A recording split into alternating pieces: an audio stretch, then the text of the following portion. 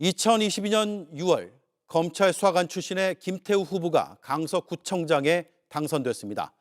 형사사건으로 1심에서 징역형이 선고된 상태였습니다. 이 때문에 국민의힘 공천이 무리수였다는 비판은 당시에도 컸습니다. 그 배경에 윤석열 당선인이 있었다는 의혹도 제기됐습니다. 저희가 당시 윤 당선인의 육성이 담긴 녹취를 입수했습니다. 그의 발언들은 사실상의 공천 지시였습니다.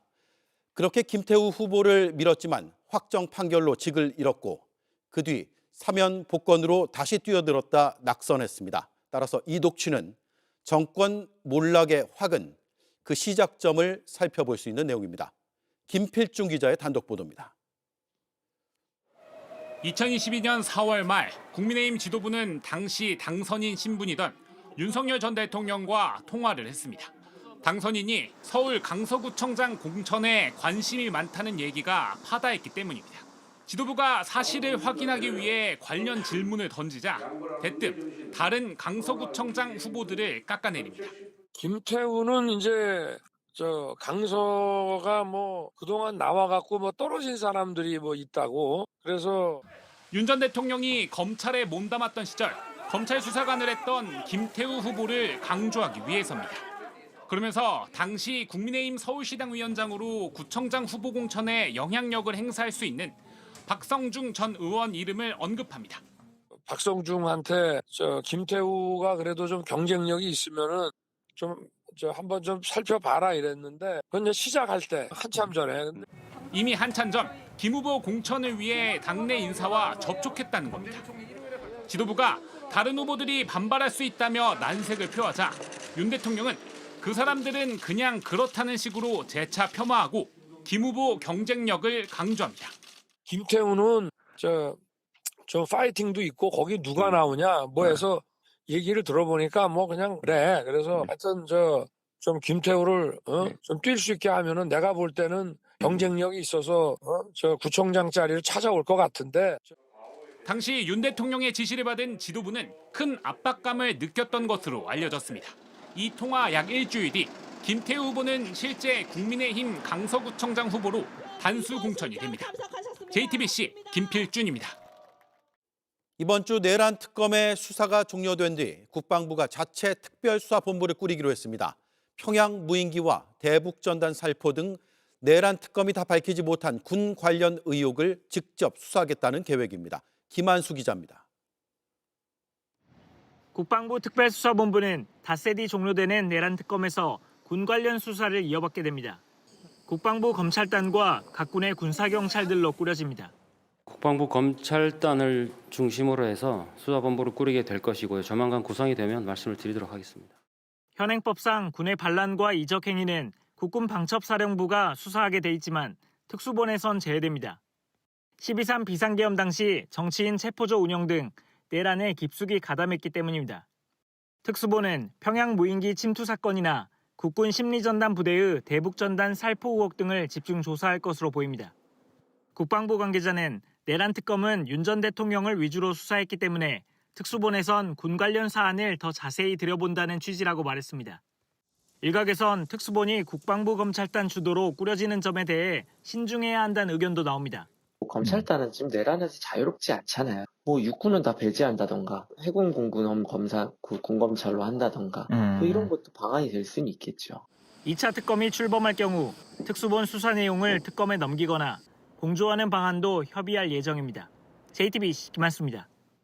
통일교가 민주당 의원들에게 금품을 전달했다는 의혹과 관련해 특검이 작성한 수사보고서 내용을 저희가 취재했습니다. 그 보고서에는 전재수 해수부 장관의 이름이 들어가 있습니다. 또 민주당 전 의원 1명, 국민의힘 전신인 미래한국당 전 의원 1명도 포함됐습니다.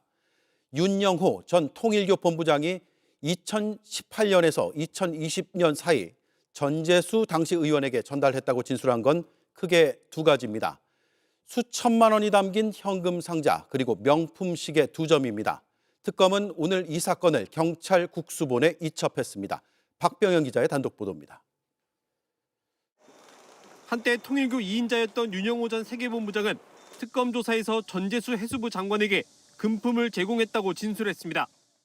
윤 전 본부장은 전 장관에게 2018년에서 2020년 사이 3천만 원에서 4천만 원 상당의 현금을 상자에 담아 전달했다고 진술한 것으로 파악됐습니다.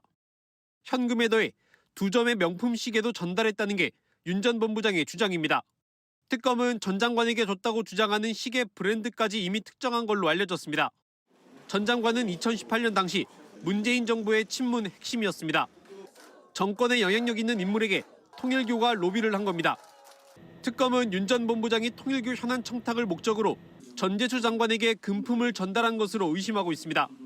금품 전달과 함께 부정한 청탁이 있었으면 뇌물죄가 성립할 수 있는 무거운 사안입니다. 이외에도 윤 전 본부장은 전직 민주당 의원 1명과 미래한국당 출신 전직 의원 1명도 함께 언급했습니다. 이들에게 선거자금 명목으로 각각 3천만 원에서 4천만 원을 전달했다는 겁니다. 특검은 윤 전 본부장 면담 후 수사 보고서를 만들고 윤 전 본부장의 확인을 거쳐 날인까지 받았습니다. 하지만 김건희 씨, 윤석열 전 대통령과 관련된 수사로만 한정돼 있는 특검법상 수사 대상이 안 된다고 판단했고 오늘 국수본으로 수사를 이첩했습니다. 전재수 장관 측은 JTBC에 관련 의혹과 전혀 관련이 없다고 해명했습니다. 현재 전재수 장관은 미국 출장 중인데 향후 구체적인 입장이 나오면 JTBC는 이를 모두 보도하겠습니다. JTBC 박병현입니다. 내년 지방선거를 앞두고 국민의힘 내홍이 점점 더 깊어지는 모양새입니다.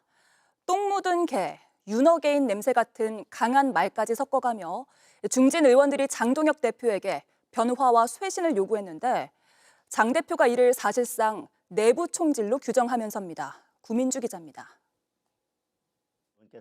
국민의힘 유튜브 채널에 출연한 장동혁 대표. 똘똘 뭉쳐도 모자랄 판에 우리 스스로 편을 갈라 서로를 공격하고 있지는 않습니까? 우리끼리 총구를 겨눠서는 안 된다는 것입니다. 싸워야 할 대상은 이재명 독재 정권이란 겁니다. 당내 내부 총질이 벌어지고 있다고 지적합니다. 앞서 장 대표를 똥 묻은 개에 비유하며 정면 비판했던 삼선 윤한홍 의원에 이어 어젠 대구 경북 6선 주호영 의원이 장 대표의 당 운영 방식을 공개적으로 문제 삼은 상황. 질이 멸렬하고 또 방향도 국민들 민심과는 많이 달리 가는 것 같습니다. 지금처럼 윤어게인 냄새가 나는 그런 방법은 맞지 않습니다. 그러나 장 대표는 이러한 비판을 내부 총질로 규정하며 기존의 강성 기조를 유지하겠다는 의지를 밝혔습니다.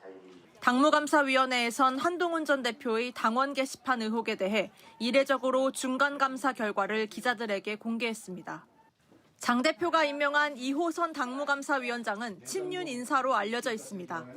이 위원장은 실제 작성자 확인 절차를 진행 중이라면서도 한 전 대표 가족과 동일 이름을 사용하는 당원 4명의 휴대전화 끝 4자리와 거주 지역이 같고 논란이 불거진 후 비슷한 시기 탈당했다고 알렸습니다. 사실상 당원 게시판 의혹의 당사자가 한 전 대표임을 시사한 겁니다. JTBC 구민주입니다. 초록불에 횡단보도를 건너려던 초등학생이 우회전을 하던 학원 버스에 치여 숨졌습니다. 버스 기사는 아이를 보지 못했다고 진술했습니다. 주민들은 평소에도 사고 위험이 컸던 곳이라며 수년 전부터 민원을 넣었지만 방치됐다고 전했습니다. 송혜수 기자가 보도합니다. 사람들이 보행 신호에 맞춰 횡단보도를 건넙니다. 킥보드를 탄 아이도 건너려던 순간 멈춰있던 노란 학원 버스가 움직이더니 그대로 들이받습니다. 아이는 쓰러졌고 버스는 횡단보도를 다 지난 뒤에야 멈춰섭니다. 횡단보도 앞엔 지금도 사고 흔적이 남아있습니다. 킥보드를 타고 가던 초등학생이 이쪽에서 우회전하던 학원 버스에 치인 겁니다. 이런 소리였어요. 비명 소리에 뒤를 돌아보니까 그 순간에 차량이 학생을 이렇게 넘어가는 상황이었어요. 크게 다친 아이는 심정지 상태로 병원에 옮겨졌지만 끝내 숨을 거뒀습니다. 주민들은 평소에도 교통사고 위험이 컸다고 지적했습니다. 수년간 주민들이 민원을 반복적으로 접수해왔고 교통사고 인명 피해가 우려되는 지역이었는데 계속 방치되어 왔어요. 버스 운전기사는 아이를 보지 못했다는 취지로 경찰에 진술했습니다. 음주나 약물 복용 등 특이사항은 없는 것으로 파악됐습니다. 경찰은 보행자 보호 의무를 위반한 것으로 보고 교통사고 처리 특례법상 치사 혐의로 입건해 조사하고 있습니다. JTBC 송혜수입니다. JTBC 뉴스를 시청해 주셔서 고맙습니다. 저희는 저녁 6시 30분 뉴스룸에서 뵙겠습니다.